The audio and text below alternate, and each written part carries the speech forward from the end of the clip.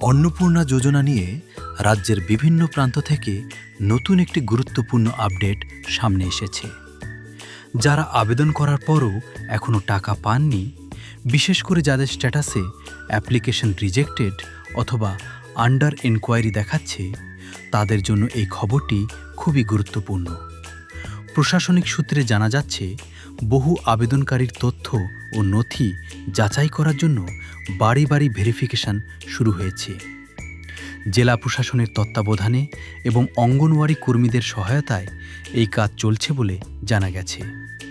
ভেরিফিকেশনের সময় আবেদনকারীর আধার কার্ড, ভোটার আইডি, ব্যাংকের পাসবই, আবেদন করার সময় দেওয়া মোবাইল নম্বর এবং অন্যান্য জমা দেওয়া তথ্য মিলিয়ে দেখা হতে পারে। পাশাপাশি ব্যাংক অ্যাকাউন্টের সঙ্গে আধার লিঙ্ক আছে কিনা, মোবাইল নম্বর যুক্ত আছে কিনা এবং কেওয়াইসি সম্পূর্ণ হয়েছে কিনা সেটিও যাচাই করা হতে পারে। এছাড়াও আবেদনপত্রে দেওয়া নাম, ঠিকানা, বয়স, পারিবারিক তথ্য এবং ব্যাংকের তথ্য সম্পর্কেও কিছু প্রশ্ন করা হতে পারে। তাই যদি আপনার বাড়িতে ভেরিফিকেশন টিম আসে, তাহলে সঠিক তথ্য এবং প্রয়োজনীয় নথিপত্র প্রস্তুত রাখুন। প্রশাসনিক সূত্রের দাবি, নির্ধারিত সময়ের মধ্যে ভেরিফিকেশন শেষ করে যোগ্য আবেদনকারীদের তালিকা চূড়ান্ত করা হবে।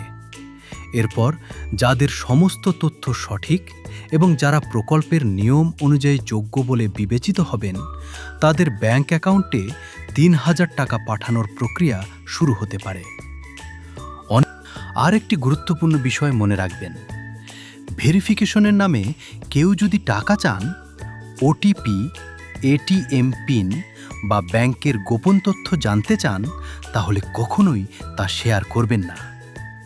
সরকারি কর্মীরা এই ধরনের তথ্য বা অর্থ দাবি করেন না।